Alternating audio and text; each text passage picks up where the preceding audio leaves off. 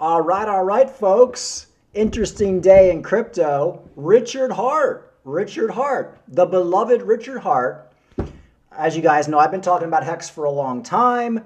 I thought Richard Hart, the perfect guy to pump it during the bull market. I never really thought much of Hex. I always said if anything happens to Richard Hart, if he goes to jail, if he gets arrested, he gets sued, it's going to tank Hex. And that's why it's a very risky project. So what looks like today, the SEC has charged crypto founder Richard Hart.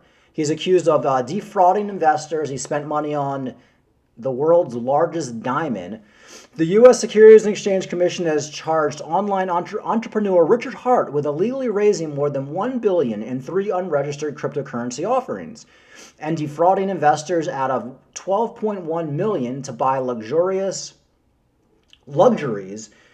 including the world's largest black diamond. Richard Hart's problem was he kept flaunting all the money he was making from Hex. Now, they can charge anybody. They can say anybody had an unregistered security, you made money off it. I'm kind of like digging through like what they're actually charging accusing Richard Hart of, and it seems like it all comes down to, hey, you had an unregistered security and you made money off it. Well, that's pretty much what every altcoin founder has done. Problem being, Richard Hart flaunted it in everybody's face. Now, the interesting thing is, the Hex, Richard Hart doesn't even live in the United States. So I don't even think Hex, they even have any jurisdiction over Hex. I think he lives somewhere in Europe. So this is going to be an interesting case. In a complaint filed on Monday in Brooklyn federal court, the SEC said Hart, also known as Richard Schuler, touted his Hex token, PulseX asset trading platform, and PulseChain asset network on YouTube and other websites as pathways to gain wealth. The SEC said Hart knew his often tongue-in-cheek disclaimers that his offerings were not securities were false, including when he said Hex was capable of 38% annual returns and built to be the highest appreciating asset that has ever existed in the history of man. He was also accused of spending PulseChain investors' funds on the McLaren and Ferrari sports car, 4 Rolex watches costing $3 million, and the Enigma, a 555 carat black diamond costing 3.16 million British pounds. So it looks like Richard Hart, as we all know, he's been flaunting all his money over the last year. He's been giving interviews, and then over the last 3 or 4 months, he just went silent. And I said, yeah, Richard Hart went silent because he got a letter from the SEC. Usually the SEC will send you a letter that they intend to sue you. Everybody knows that's why he went silent. Now, this is not a surprise to me, and it's very unfortunate. I was kind of hoping that they basically just sent him a letter to tell him to shut up. And maybe they're not going to sue him until after the bull market. But it looks like they sued him now. They're accusing him of fraud.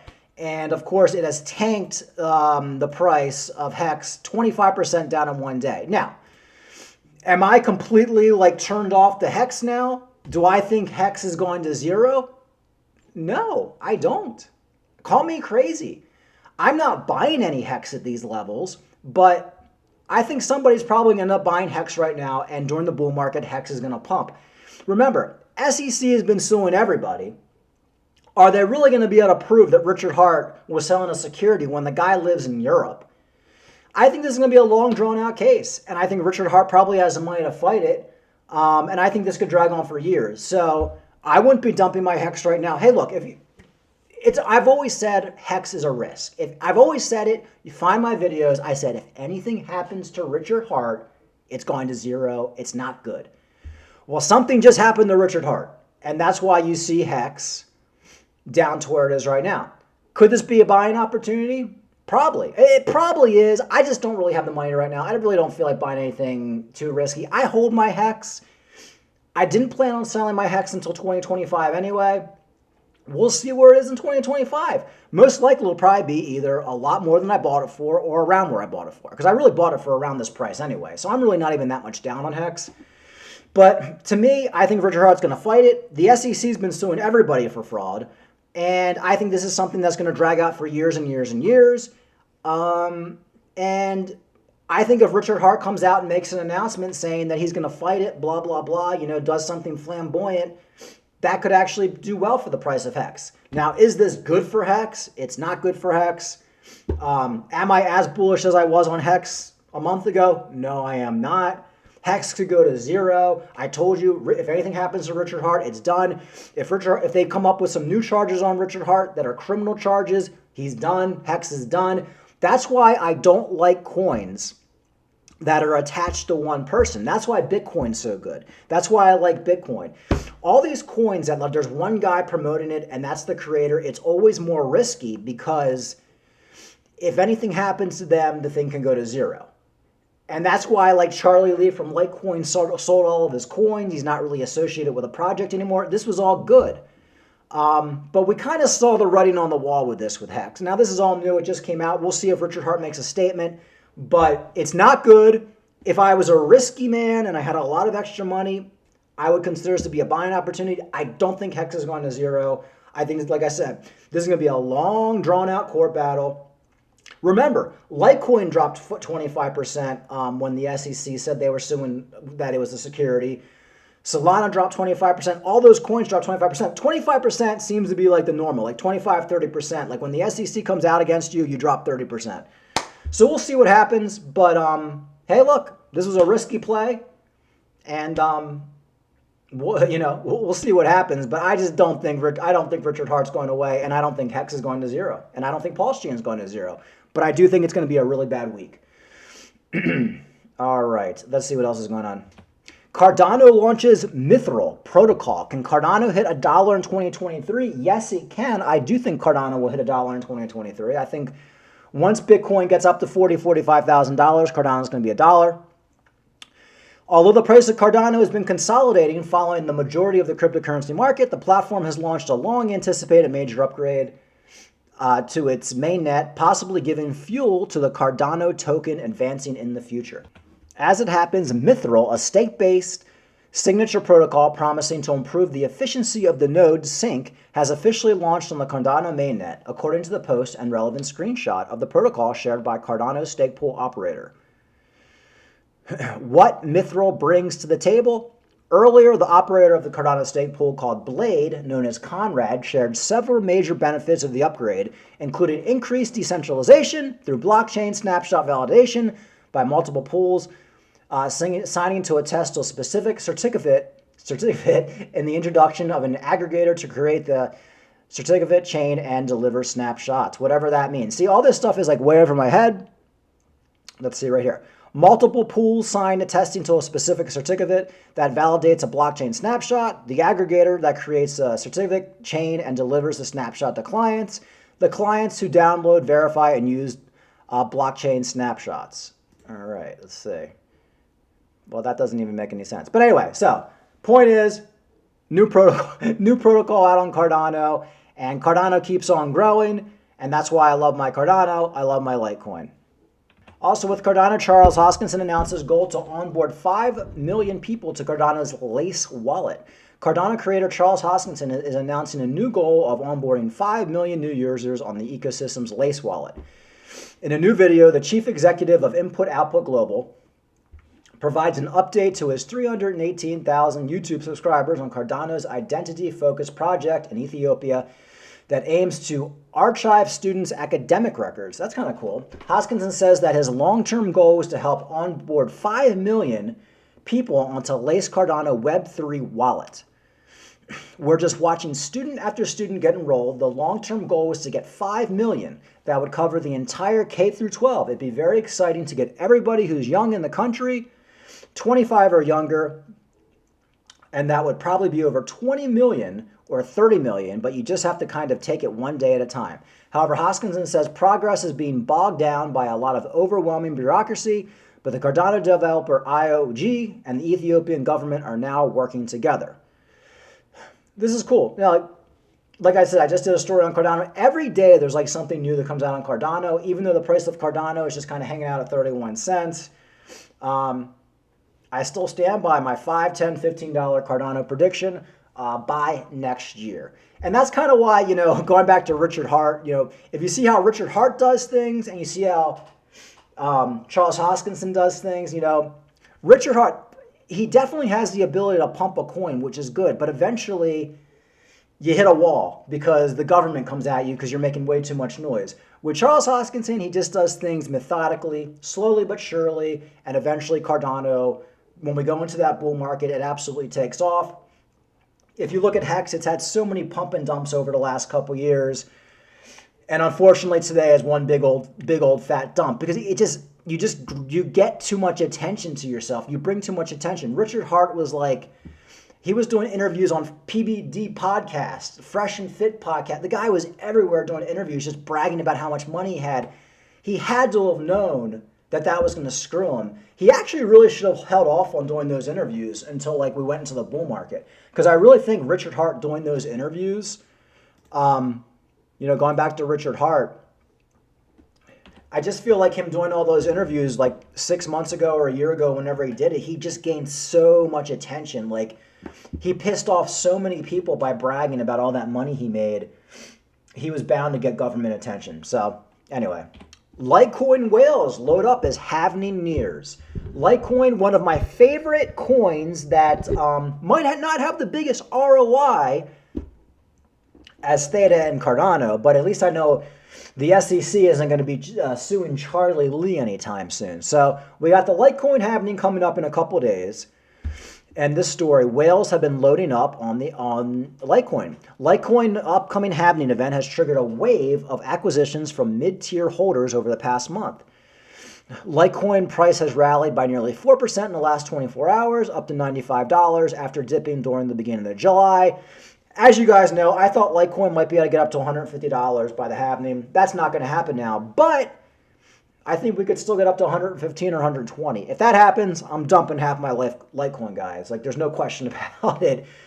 Because that goes back to another story that I just saw where it was Bitcoin volume hits lowest since early 2021 amid fear of 25K return. If Bitcoin goes back down to 25K, Litecoin's probably going to dump down to like $60 or $50. Maybe like $60 or $70. And right now, there's a lot of hype going on with Litecoin. What is it right now? 90-some dollars? Was it $95? $92 now. If Litecoin can get up to $100, I'll probably start taking some profits because I really think we're due for one more dump. Like, I wouldn't be surprised if Bitcoin goes back down to like $28,000, $27,000, $26,000 at some point before we hit the halvening. So if you're looking to trade Litecoin, if you're looking to get out of it, I think $100. I'd set like a sell order right now at like $100. If you really want to be optimistic, $110, but we're probably not going to get there. And sell there and then maybe buy back in at like $70. But of course, this is why trading is so dangerous, and I only do it with small percentages of like my trading bag. I don't really touch my long-term bag. I have a little bit of Litecoin that's just kind of sitting on an exchange that I consider to be my long-term bag, but I haven't like sent it over to my hardware wallet yet. And if Litecoin does like have some weird pump up to like $110, $105, I probably will take some profits on it and then just look to buy back in if we dump, because I feel like there's one more dump. I feel like there's one more Bitcoin dump before the halvening. And that's what this article pretty much says. Volume is low. People are fearing 25,000. I was watching a lot of YouTubers today when I was running, or listening to a lot of YouTubers. Everybody's very bearish right now, which usually means we might pump, but sometimes it's like a self-fulfilling prophecy. I was even listening to like the crypto sniper, and he's talking about how he got like stopped out of Dogecoin. It's like, what an idiot. Like, stop trading this shit. But I wouldn't be surprised if we go back down to $27,000, $28,000 and then shoot right up from there. Data from Cointelegraph Market Pro and TradingView followed BTC price as it greeted the last trading day of July with more sideways behavior. Much like the weekend and the week prior, nothing seems able to affect a major trend change, while a brief spurt above 29,500 after the weekly close provided the most interesting event. Bitcoin took out 29.5 last night, but so far bulls haven't been able to muster enough momentum to advance. All eyes are on the monthly close, which could open the door to some volatility. Monitoring Resource Material Indicators wrote in the past of its latest analysis. Uploading snapshots of Bitcoin order books on Binance, indicators warned that 29,500 was becoming an increasingly popular trigger for sellers and that bulls need to overcome it. So the question is Bitcoin going to go over $30,000 at some point this week? I doubt it. I mean, we keep getting rejected. I think Bitcoin needs a flush. It needs another flush down to 28, 27. And like I said, if that happens, some of your altcoins are going to take a hit. You're a lunatic if you haven't been taking profits on Ripple, XRP. I've been telling you guys, like, it doesn't even matter if XRP goes up to $5 tomorrow. You need to be taking some profits on XRP, because if XRP loses this 70 cents, we're going right back down to 50 cents on XRP. Same with Litecoin. You know, once this halvening's over and that hype's over, if it wasn't for the halvening, Litecoin would probably be $70 right now. So once that halvening's over, if we're still bearish, like in that $29,000 range, and the halvening's over, I just see Litecoin going right back down to $80 or $75 until we go into that bull market coming close to the halvening, which isn't until March. So we have like 7 or 8 months. So you have to decide, do I want to hold these? Do I want to hold some of these altcoins right now that have kind of pumped for the next 7 months? Or do you want to take some profits now and try to buy back in cheaper? But there's no guarantee we're going to go cheaper. Bitcoin could go to $40,000 next week. Nobody knows it. That's why I'm not big on trading, but trading a few $1,000s of Litecoin just for the fun of it, because everything's so boring right now. And I don't even make a video every day anymore because everything's so boring. And I hardly even watch any crypto stuff anymore. Like I only listen to crypto videos right now when I'm running or working out. Whereas before I'd listen to that shit like all day. It would be like, it's just so boring right now. And unfortunately, when it's boring like this, it's not uncommon to get like a major dump and just have people just like get out of the market for a few months and then come back in. But there's no guarantee that's going to happen. And 90% of what I'm holding until 2025. So, you know, that's how you have to look at it. All right, let's see what's going on here. All right, 29,268. I mean, we'll see what happens. It looks like Bitcoin wants to hang out above $29,000. Could we dump below it? Yes. Most of your altcoins are just kind of chilling. Dogecoin still almost at 8 cents, not too shabby. Solana $24. I just saw that Theta, you know, Theta is like so close to getting back into the top 50, but it won't do it. But it's about 80 cents still. So Theta's been hanging out pretty good too. And Theta is still a coin that I think is going to be a top performer going into 2024, 2025. So, all right, and like I said, Richard Hart, this could be an opportunity, guys. I don't think Hex is going to zero. You're going to see a lot of FUD this week. Oh, it was a scam, like we said. Richard Hart's going to jail. The guy don't even live in the United States. I'm not even sure if he's a U.S. citizen anymore. When he created Hex, he wasn't living in the United States. And I think a lot of this shit is going to blow over with Hex, and I think it's going to be right back. I mean, if I had to bet on it right now, I think this time next month, this whole Hex is going to be right back to where it was a couple of days ago before the SEC came out. But you don't know. If the SEC has major dirt on Richard Hart and the guy fucking gets arrested or they put a warrant out for his arrest, Hex is going to fucking zero. So you have to make that determination. Are you willing to ride it out? Because Hex could do absolutely crazy shit in the bull market. Or do you want to get out of Hex right now and just say, hey, look, I don't want to fuck around with this anymore? With me, I'm just going to hold it till 2025 and see what happens. All right, like and subscribe. Talk to you later.